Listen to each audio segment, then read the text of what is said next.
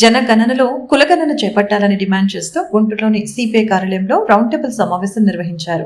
ఈ సమావేశంలో పలు రాజకీయ, వామపక్ష, ప్రజా సంఘాల నాయకులు పాల్గొన్నారు. ఈ సందర్భంగా సిపిఐ రాష్ట్ర కార్యదర్శి రామకృష్ణ మాట్లాడుతూ ఢిల్లీ సుప్రీంకోర్టులో జస్టిస్ గవాయిపై జరిగిన దాడిని తీవ్రంగా ఖండిస్తున్నామని తెలిపారు. భవిష్యత్తులో ఇలాంటి దాడులు జరగకుండా ప్రభుత్వాలు చర్యలు తీసుకోవాలని డిమాండ్ చేశారు. తెలంగాణ, కర్ణాటక రాష్ట్రాల మాదిరిగా ఆంధ్రప్రదేశ్ రాష్ట్రంలో కులగణనకు చర్యలు చేపట్టాలని కోరారు. తెలంగాణ సీఎం రేవంత్ రెడ్డి జనగణన, కులగణన పూర్తి చేసి స్థానిక సంస్థల ఎన్నికల్లో జనాభా ప్రాతిపదికన 42% సీట్లు కేటాయించారని తెలిపారు. ప్రభుత్వ సంక్షేమ పథకాలు వెనుకబడిన కులాల ఆధారంగా ఇవ్వాలని డిమాండ్ చేశారు. ఏపీలో కులగణన చేపట్టిన తర్వాతే స్థానిక సంస్థల ఎన్నికలు నిర్వహించాలని డిమాండ్ చేశారు. తెలంగాణ, కర్ణాటక రాష్ట్రాల్లో ఏ రకంగా అయితే కులగణన చేశారో అదే రకంగా ఆంధ్రప్రదేశ్ రాష్ట్రంలో కూడా దానికోసము ప్రభుత్వం చర్యలు చేపట్టాలని చెప్పి మేము విజ్ఞప్తి చేస్తాము. ఎందుకంటే మన పక్కనే ఉన్న తెలంగాణ రాష్ట్ర ముఖ్యమంత్రి రేవంత్ రెడ్డి గారు జనగణనలో కులగణన పూర్తి చేయడమే కాకుండా ఇవాళ జరగబోతున్న స్థానిక సంస్థల ఎన్నికల్లో జనాభా ప్రాతిపదిక పైన 42% సీట్లు వారికి కేటాయించడం జరిగింది. అంతేకాకుండా పక్కనే ఉన్న కర్ణాటక రాష్ట్రంలో ముఖ్యమంత్రి సిద్ధరామయ్య గారు వారు కూడా కులగణన చేపట్టారు. రాబోయే రోజుల్లో ప్రభుత్వ సంక్షేమ కార్యక్రమాలు ఆయా కులాల్లో ఉన్న వెనుకబాటుతనం ఆధారంగా వారికి ఏం చేయాలనే దానిపైన సంప్రదించి వాటిని అమలు చేయడానికి వారు కూడా పూనుకుంటా ఉన్నారు. మన ఆంధ్ర రాష్ట్రంలో కూడా అదే రకంగా ఇక్కడ కూడా కులగణన చేపట్టాలని, ఆ తర్వాత మాత్రమే స్థానిక సంస్థల ఎన్నికలు నిర్వహించాలని చెప్పి కూడా ప్రభుత్వానికి విజ్ఞప్తి చేస్తా ఉన్నాం. ఎందుకంటే మన రాష్ట్ర ప్రభుత్వము 3 మాసాల ముందుగానే స్థానిక సంస్థల ఎన్నికలు నిర్వహించాలని పూనుకుంటా ఉంది.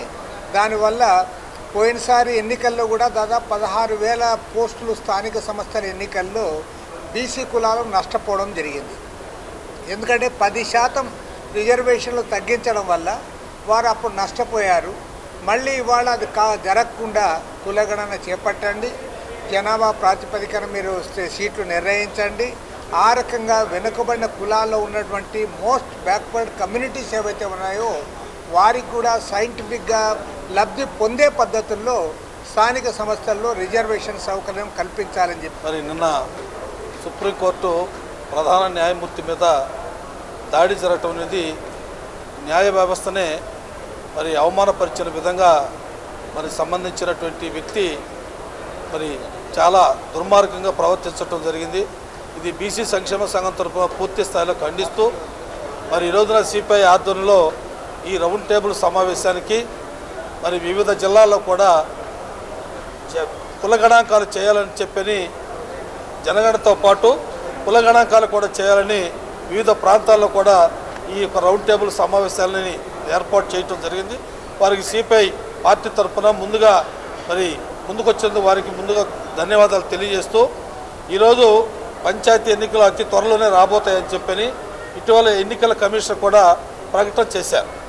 అయితే ఎన్నికలు 3 మాసాల ముందే జరపాలనే ఆలోచనతో వారు ఉన్నప్పుడు దాని తర్వాత 6 మాసాలు వెనకైనా 6 మాసాల ముందే కూడా పంచాయతీ ఎన్నికలు జరుపుకునే విధంగా మరి ప్రభుత్వంలో ఉన్నటువంటి వెసులుబాటు.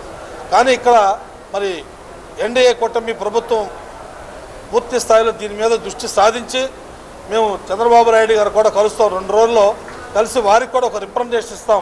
అయ్యా మీరు మరి తప్పనిసరిగా రేపు జరిగే స్థానిక సంస్థల ఎన్నికలకి మరి జనగణనతో పాటు కులగణాంకాలు కూడా చేసి జనాభా దామాషా ప్రకారంగా ఏబిసిడి వర్గీకరణ చేస్తేనే అతి తక్కువ జనాభా కలిగినటువంటి కులాలకు కూడా అవకాశాలు కలుగుతాయి. కాబట్టి దాన్ని మీరు తప్పనిసరిగా రేపు జరగబోయేటువంటి పంచాయతీ ఎన్నికల్లో జనగణనతో పాటు కులగణాంకాలు కూడా చేసి ఏబిసిడి వర్గీకరణ చేయాలి.